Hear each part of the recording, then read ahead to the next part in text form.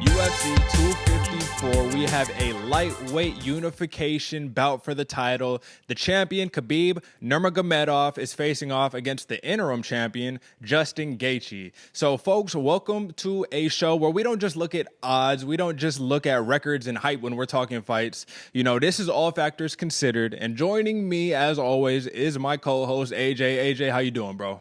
I'm living well, brother. I'm living well. How you been? Right on. I'm living good, man. I'm living good, and I'm really excited because we've been waiting for this weekend coming up for weeks. I feel like we've actually been counting down on this program for probably like a month or more now. Every week saying, all right, man, when's the big one coming? And it's finally here. But before we get into that, AJ, man, give me a little bit of a recap, a little bit of your takeaways from the last event that we had, UFC Fight Island number 6. What's some takeaways you got? UFC Fight Island number 6, Ortega versus Zombie, man. It was quite one hell of a show. That's about all I got to say. And really, I guess my biggest takeaway from the whole event is that Ortega proved there's another route to success when we're talking this fight game. You know, lately we've seen everybody, fighting basically as much as they can, 5 fights a year, 3 fights a year at minimum. But it seemed like him taking that year off really to hone his skills and get that, samurai style on. It was very impressive to see somebody being able to take a break and come back again and really refresh his career. And I'm excited to see where he takes it, moving forward. What do you think, Derick? What was your takeaways? Well, just to touch on what you said really quickly, man, Brian Ortega, he let the people know after he won. He said, hey, man, for all the haters who counted me out, y'all need to learn how to count. And I got to go back to school, man, because I said that Korean Zombie was a better fighter. But Brian Ortega taking some time away and actually getting a professional camp for the first time in his career went to go and show that like he really was a better fighter. He just needed the right environment to bring that out. So super duper impressive. Now my takeaway, it's very clear and to the point, and I just got to eat my words here for a second. I said Jessica Andrade, she's a 115 pounder. She's not going to be able to go up to 125 and just do the same thing she was doing ragdolling people. She's not a mini Vanderlei Silva. That's basically what I was saying. Well, what did she do to Caitlin Chikagian? She picked her up, she slammed her on her head, and she hit her with a liver shot that looked so incredibly painful. It looked like a master or a boxer, like a Mike Tyson, just hitting you with that left hook to the body or whatever and getting you out of there. Finished her up with the ground and pound. Listen, her weight is just transcending to the next class, man. Like, that power is there always. She is a force to be reckoned with, and she beat the number 1 contender. I mean, easy enough. So that's all. That's really all I wanted to hit on, just like the main things here on that last card. But we got big things to talk about, and we got some sleepers for you. So, AJ, man, if you don't mind, once more, man, start off on some sleepers. Who you got this week? I love it, brother. I love it. First off, starting us off with these sleepers, Cowboy Alex Oliveira versus Shavkat Rakmanav. Now, if you know anything, you know Cowboy may be his nickname, but this dude's a gangster, all right? He's a very tricky fighter and, another one of those people who I'd consider a long-time gate holder of the UFC. You really got to get through this guy to really make a name and actually start getting those big pay-per-view paydays and everything they like, He has notable wins against Carlos Condit and that savage Tim Means that we talked about a couple weeks ago. And, he's seen some say he's a little reckless, a little risky, because he doesn't mind trading shot for shot, but that's because he throws heat. So he doesn't mind taking one little baby punch to just throw some heat right back at you. Now, he's very unpredictable, very fast, and likes to keep his hands low to kind of draw you in so he can strike and counter punch. My favorite shot from him that he throws is his right front kick and then the counter uppercut. So he likes to come right up the middle, and it's a very strong approach, man. And Cowboy Oliveira for a long time has been one of the notable strikers in the UFC. Now going up against this young dude, Rakmanav. He's 25 years old, 12-0. He's undefeated. He's coming out of basically nowhere, but on some killer wins. His last 5. Strictly all stoppages, punches, ref stop, corner stop, KO, and a triangle choke. Like, this dude's for real. He's coming basically, I think it's Uzbekistan or one of the Russian countries, and he's a good all-around fighter. He likes to stay long and wide in that real powerful stance, kind of feet locked in. 7 KOs, 5 subs, 25-year-old. He's tearing it up out of the M1 circuit. Now he's going to be going against, like I said, a long-time savage, but he's really here to prove his works. And with an opponent who likes to throw heat like Oliveira, there's going to be some fireworks. So I'm really excited for this one. What's your first sleeper, Derick? Right on, man. Well, before I get into my sleeper, I actually forgot to mention something in the beginning of the show, and I wanted to give you your credit on it, man. I wanted to go over our records to keep us accountable for how we did last week, man. So as we were talking, I had to eat my words right, and that went overall with my performance. I went 2 for 5 on the weekend. AJ got the 4 for 5. Once again, I don't know how you keep doing it, man, but I did want to let you get that victory lap off real quick right before I jump into my sleeper, man. So this episode, we going to have our verdict, at names and whatnot. Go holla at us, man. Like you said, you follow him, you might get something right. You follow me, hey, man, you might get something right. Last weekend wasn't my weekend, but we ready to rock, man. So let's get into the sleeper, man. I have 2 fighters on this first match that are relatively unknown, actually super unknown. So I have Liana Jojua is fighting Miranda Maverick, who's making her UFC debut. Now, these are some flyweights, 125-pounders, like I was just talking about before. And this is what you need to know, man. These 2 are incredible on the ground. Miranda Maverick is a BJJ purple belt, and Liana Jojua, I couldn't find if she held some type of belt, but she has 5 submission wins. And she has incredible submission defense. So really her ground game, top or bottom, is incredible. But that's the thing, is both of these fighters are going to offset on what they can do on the ground. When Miranda Maverick, for example, when she was just fighting in Invicta, she fought Pearl Gonzalez. And she's a former UFC vet, man. So that should give her a little bit of credibility right there. But Pearl Gonzalez tried to take her to the ground and pound, try to keep her on the mat. Listen, man, she's going to fight her way up. She might not stay in the control too long on the mat, but they're going to get up and they're going to swing it out. I'm giving Miranda Maverick the edge in the striking in this match, but you need to check this out because this is going to end up in a submission or somebody is going to get knocked out. Last thing I want to hit on is that Liana Jojua, she closes her eyes when she's exchanging in the pocket. And with Miranda Maverick, that might be a real issue. So with that being said, that's going to wrap mine up. Watch out for this fight. What you got next, AJ? Man, next up, this is for the long-time UFC fans. This isn't a sleeper, but for most of us it is because we haven't seen him fight, at least one of them, in a long time. Now, Steven Struve versus Tai Tuivasa. Steven Struve, 33-12. Like I said, he's been in the game for a long time. But I don't think this fight really gets enough recognition from everybody because it's on the prelims. It is the highlight fight of the prelims, but prelim fight for these 2 heavyweight sluggers is a little disrespectful, UFC. I'm not going to lie. So I had to give it a little bit of my shout out myself. Now, Steven Struve, he's a skyscraper, and that's what they call him. He's for a reason. Dude's basically 7 foot tall. If not, he's right on the cusp.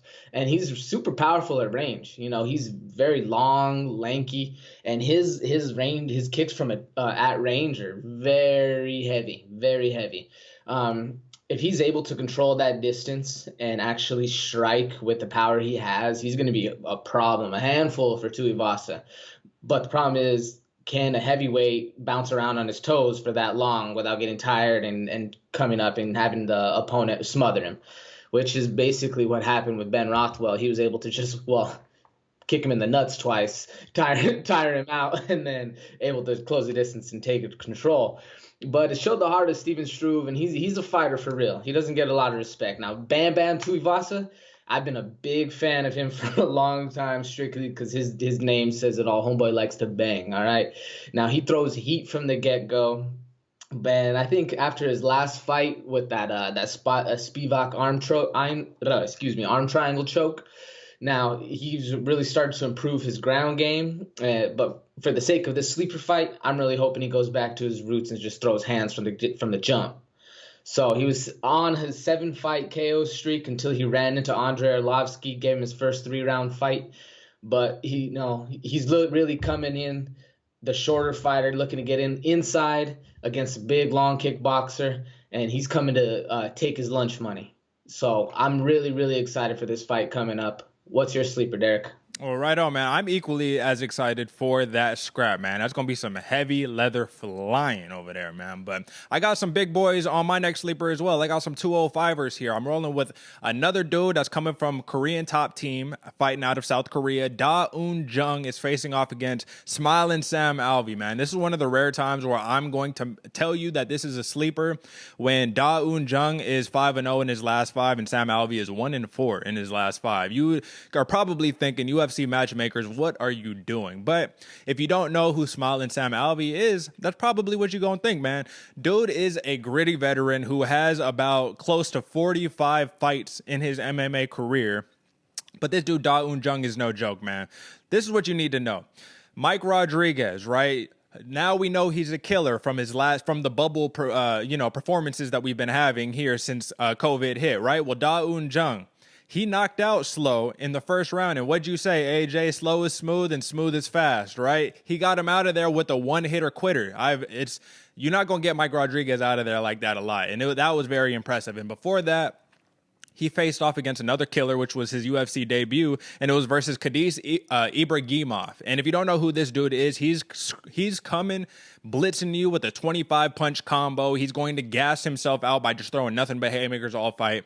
And that is what goes to show that this dude, Da Un Jung, he can handle some pressure, right? But Sam Alvey, he's a gritty southpaw who doesn't make a fight easy. And this is why this is a sleeper, man. Don't look at statistics for this one. He never makes the fight easy for you. If you watch his last fight versus Ryan Spann, or better yet, no, actually, let's go versus Ryan Spann. Ryan Spann had him in a crazy neck crank that had his face all puffed up. Dude was not moving. He was almost immobilized. But that's that veteran wit that says, like, I'm just going to expend no energy, preserve myself, and keep this fight going. Ended up losing a split decision, which is tough, but I think that's why he gets another shot. And ultimately, man, he's going to beat up your leg with the kicks. He's going to knock you out with the right hand if you leave your chin open and if you leave it available for him. And he throws this really sneaky counter right hook over his shoulder. It's really unorthodox. I really like it.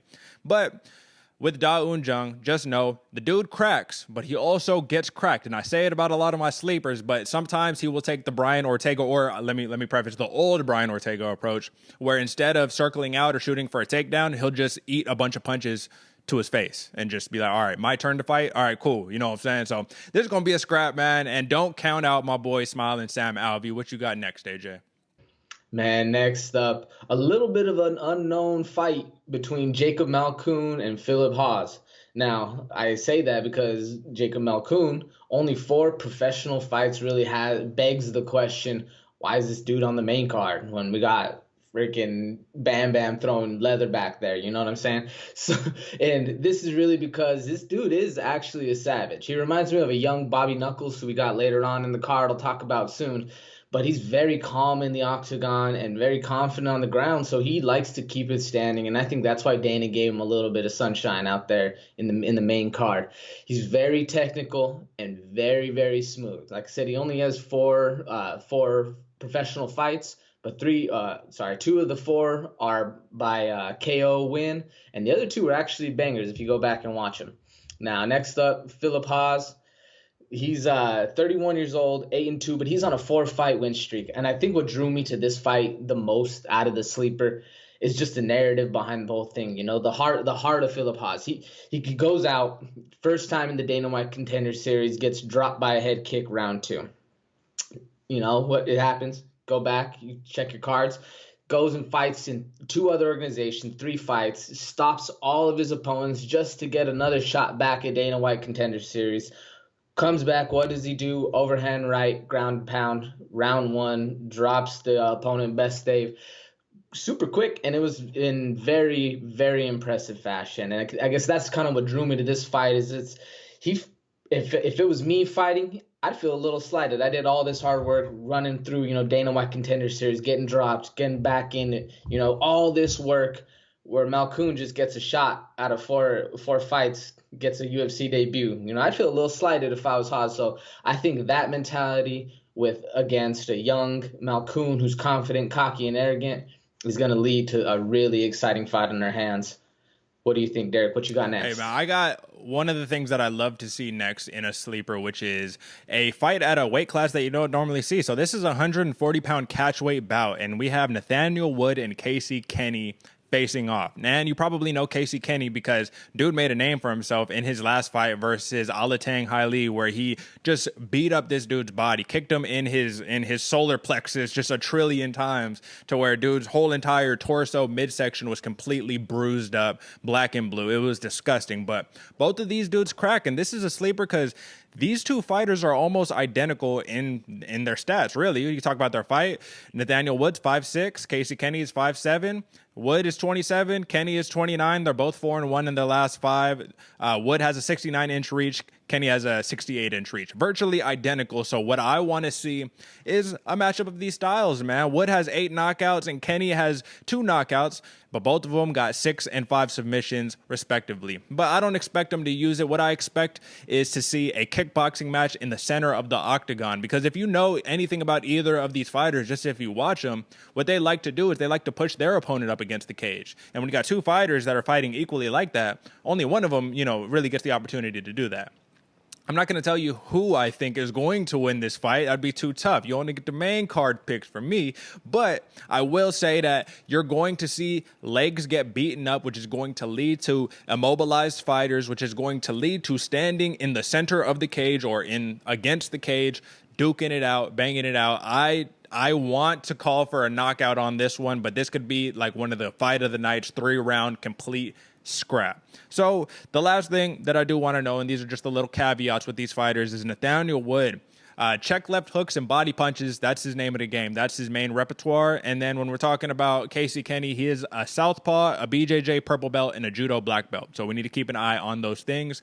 But that is one of my picks for fight of the night tonight, man. So that is my third sleeper. AJ, you went first, so that means that it's time to get into some picks.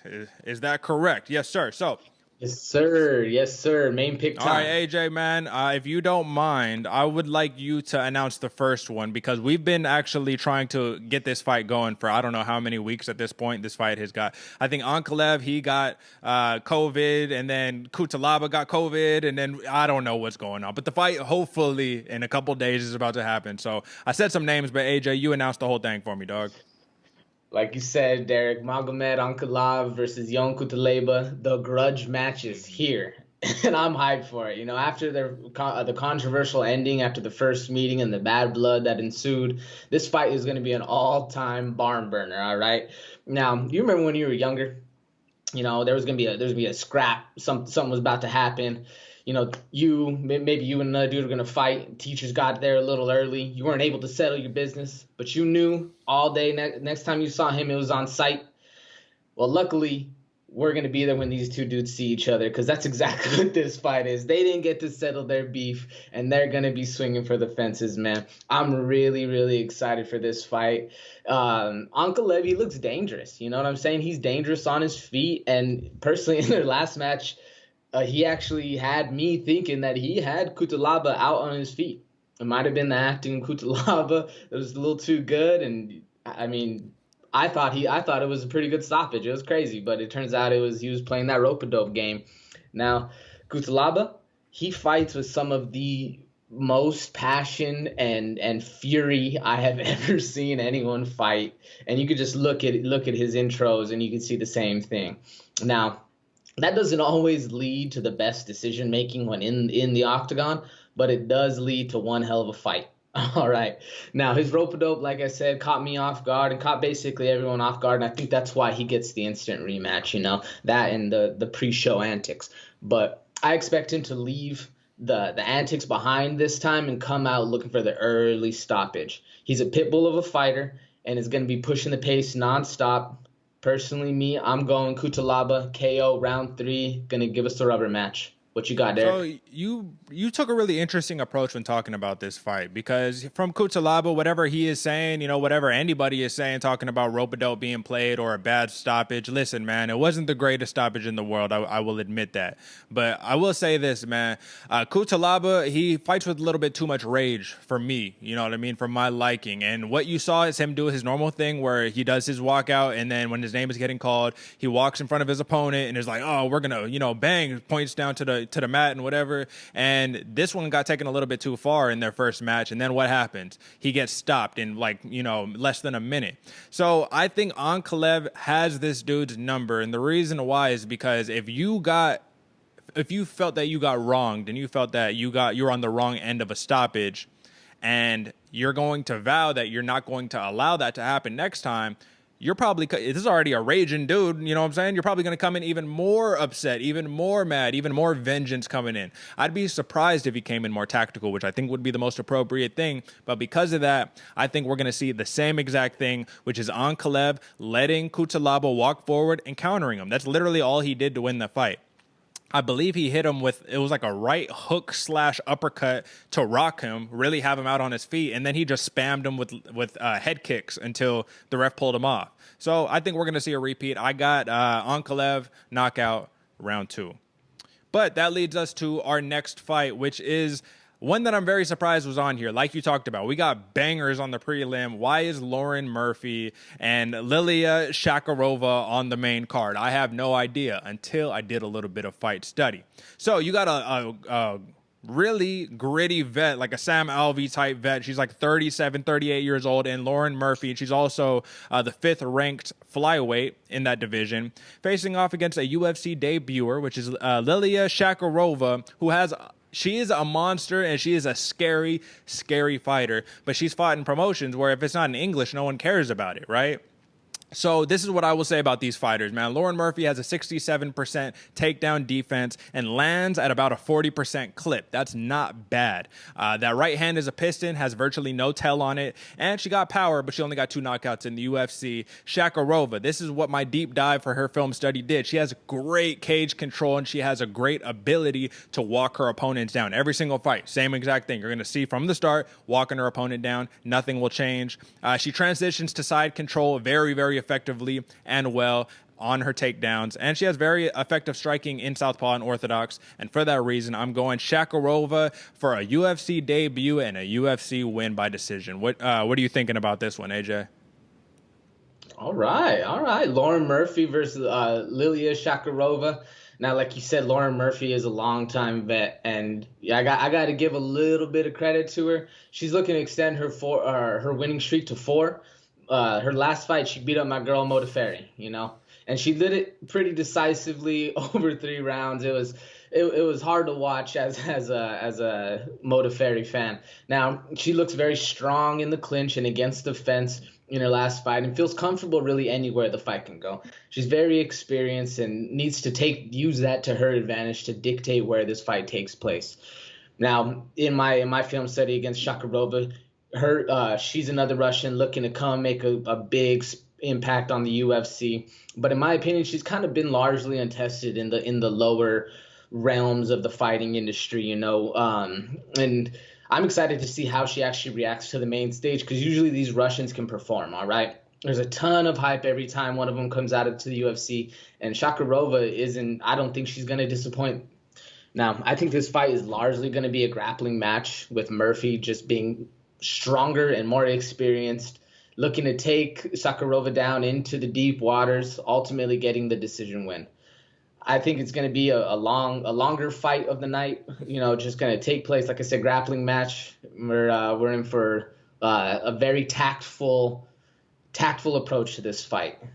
What do you think, Derick? What's your next one? Right on. Well, the next one is a sleeper that you already explained, so I don't feel like we really need to go in depth on this one, but I am interested in, who you are picking on it, but I'll go first for this one, man. I agree with what you've said about Jacob Malkoun, and obviously this is Jacob Malkoun versus Phillip Hawes, and I think that Malkoun mixes up his punches and his strikes really well, but where he's most effective is in his very fluid boxing, man. He shines when he boxes, and I really enjoy that. But when I saw Phillip Hawes on Dana White Contender Series, the most recent one, which got him this UFC shot, this dude's power is unquestionable. You know, like you walk into one of those shots, all it takes is one, and it don't matter how crispy or beautiful your boxing is, you going to sleep. So for that reason, because also only 4 fights for Jacob Malkoun, man, the UFC is a different level to be on. I'm going Phillip Hawes with a first round knockout. What do you think, AJ? I'm right there with you, Derick, because I think that Hawes has that chip on his shoulder, and Malkoun is looking, coming out a little confident, like you said, a little smooth. He is very smooth and a good striker.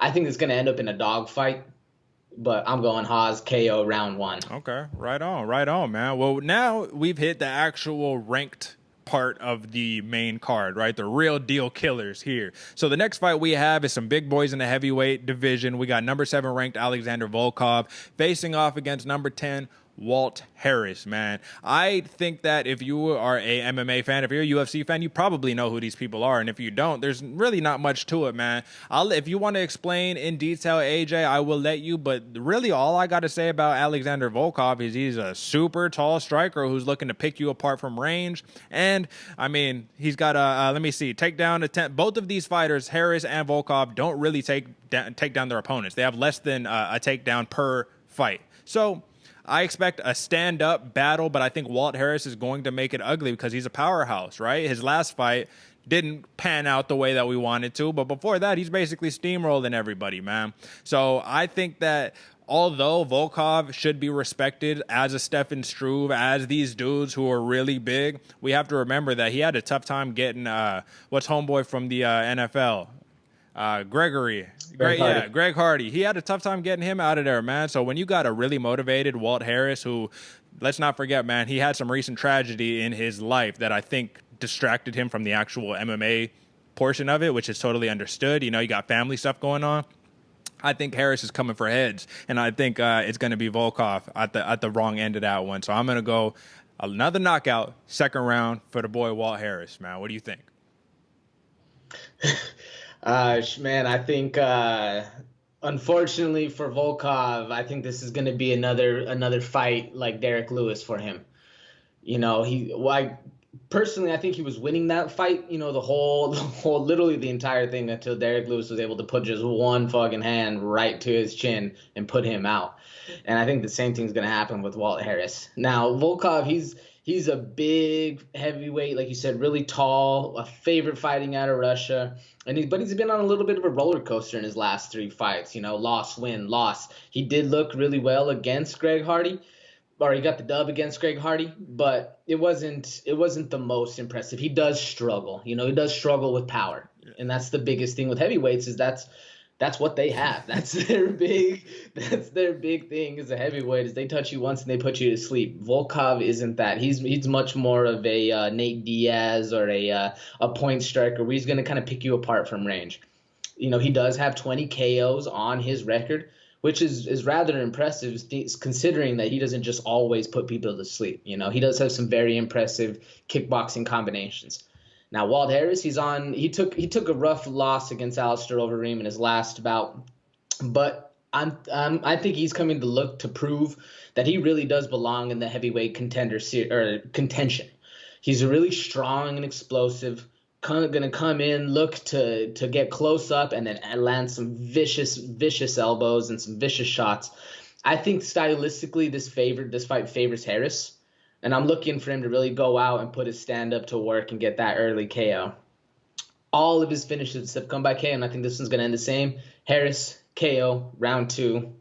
It's gonna be easy for him. What you got next? Yeah, I saw nothing's easy in the UFC, but I do think, like you said, the matchup favors Harris. And last thing, just so people know, Harris is also a southpaw, so that's also another disadvantage for Volkov there. But the next one needs no introduction, man. In all honesty, this could be a pay-per-view event in and of itself. It should be, but we're getting a little spoiled here. So we got the former 185 champion, number 1 ranked Robert Whittaker, who is facing off against number 2 ranked Jared Cannonier. Now, before I say anything about these fighters, I just want to let this, man. Jared Cannonier, after his last victory, which is, I'm forgetting who he fought, man. So I'm blanking on that. Sorry. But after his last victory, he jumped from number 9 to number 2. That's crazy. He beat the dude who had a number 5 spot. That's what I remember about it. So that's a huge jump, excuse me, and this is going to be the winner of this. I think it's another title shot, man. So I don't think Robert Whittaker needs any introduction, AJ, but you want to roll with describing these fights. So would you mind and giving the breakdown between a Robert Whittaker, or let me know what you think about Robert Whittaker, and I want to talk about Jared Cannonier. I want to approach this one a little bit differently. All right. I like that a lot. Now, my boy Bobby Knuckles, he was on a hot streak before he ran into Adesanya.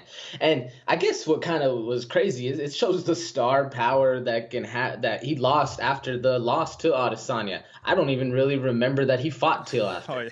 I thought his last fight was getting dropped by Adesanya, and then I thought, I really watched the fight. I was like, oh, yeah, he did fight Till. Now, he's a super strong Aussie who can wrestle, and I believe he's looking to put a show on Saturday night.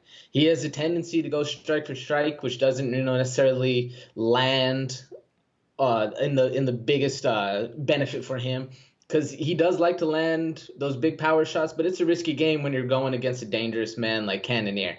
Now, he does have some notable wins against, like I said, Till, Ronaldo Sosa, Derek Brunson, Uriah Hall, Brad Tavares. The list goes on, but I think his biggest asterisk is the questionable wins against Yoel Romero. I definitely think those were a little shady, but I think he's coming in to actually put a mark on the weight class and show how he deserves the shot against Adesanya next instead of Cannoneer. What you got on Cannoneer? Well, first, just on the Whittaker, man, I do want to say I feel like it's just a little unfair because Israel Adesanya made light work of Yoel Romero, and since then, I feel like it's kind of taken away some of the validity of Robert Whittaker's big wins over Romero because Israel made it look so easy. So just know, man, at one point, Yoel Romero was viewed a lot differently than he is now. I know you know that, AJ, for the good folks watching at home. Now, Jared Cannonier, like I said, I apologize that I butchered the name earlier, but it was Jack Hermanson who he got the big dub over. That's the Joker, man. That was a huge win, but I don't know if it was big enough to warrant jumping up 7 spots in the rankings. But regardless, Jared Cannonier, this is going to be only his 4th fight in the middleweight division. And I don't think a lot of people know that, man. This dude spent the majority of his career since 2011 fighting at heavyweight and light heavyweight. And he's slowly but surely made the transition down. He's all right, get a couple wins, get a couple losses, fight some really tough opponents. All right, we're going to move down a little bit. We're going to move down a little bit. You never know, man. We might see him at 155 next or 170, you feel me? But he has fought some killers. So before I talk about what he's good at, his strengths, man, this dude's fought Jack Hermanson, win. Anderson Silva, win. David Branch, win. Those are just middleweight, right? Going up to light heavy. He fought Dominic Reyes. So that was a former, a title challenger, I suppose, right? He lost that one. But he also fought Jan Blachowicz, who, guess what, is the actual, 205 champion right now. Lost that one too, but he's fighting killers, man. He lost to Glover Teixeira, so, that doesn't help. But he's got a win over Kutalaba. The point is he's fought, I just named a whole entire resume that could get you pretty high in the UFC ranks in and of itself. So, when we're talking about experience, man, Whittaker got the edge on experience, but Cannoneer got the edge in the power in them leg kicks, man. And I'll tell you what, you said Whittaker likes to go trade for trade. Well, guess what? So does Cannoneer. And Cannoneer will get in there and he will beat your legs up. He can immobilize Whittaker very, very easily because Whittaker also isn't the biggest fan of checking kicks. Now, Jared Cannonier has 9 career knockout wins, and he has a 50% career takedown defense, man. So I don't envision this fight going to the ground. What I envision is Jared Cannonier catching kicks, landing huge right hands, and sticking around in that pocket, just chasing Whittaker around the ring, because I think Whittaker is so used to walking down his opponents and walking forward. The problem here, just like Israel Adesanya, is Whittaker doesn't deal well with reach, right? And Jared Cannonier has a 4-inch reach advantage, and I think he's going to use it very, very well and very effectively in this fight. Now, do know, Jared Cannonier does shoot for a takedown every now and then, but combined, these dudes both have less than 1 takedown per fight. So it should be a stand-up affair. And, now that we've kind of laid out the Whittaker, the Cannoneer, what they're good at, how this fight complements each other, did you give me your pick? You didn't give me your pick yet? So let me just wrap mine off with saying, because Whittaker is so used to walking forward and taking wins from his opponents, I think he's fallen into the Cannoneer trap, and what I envision is a third-round knockout with Whittaker just trying to close the distance the best he can, walking into a big shot and getting slumped out. What do you think, AJ? Who do you got on this one? I agree. I agree with basically everything you said. I think Cannonier's had a sleeper of a career, and I think that's what gives him his biggest advantage. Is he doesn't really have a big following. He's coming out of nowhere. He's gonna put the lights out on Robert Whittaker. I don't think it's gonna be fun for him. I think it's gonna be an early night. I think he's gonna stuff all the takedowns. Cannoneer KO round 1. All right. Well, that's a firework to lead up to the big show, right? So listen, man, the moment we all been waiting for, the 155-pound title unification bout. We already got 2 champs here in the world where there's a trillion belts out there, but we only about to have one for the 155ers to see who is the true king of the division. So, I mean, no introduction, man. We got Khabib Nurmagomedov facing off against Justin Gaethje, man. Let's see how you want to do this, man. What is there to be said? Before we break it down, what is there to be said about these fighters? We know what it is. Khabib is going to try to wrestle Gaethje the entire fight, and Gaethje is going to try to work with the stand-up. But let's dive into it a little bit deeper. AJ, what do you got for me on this fight?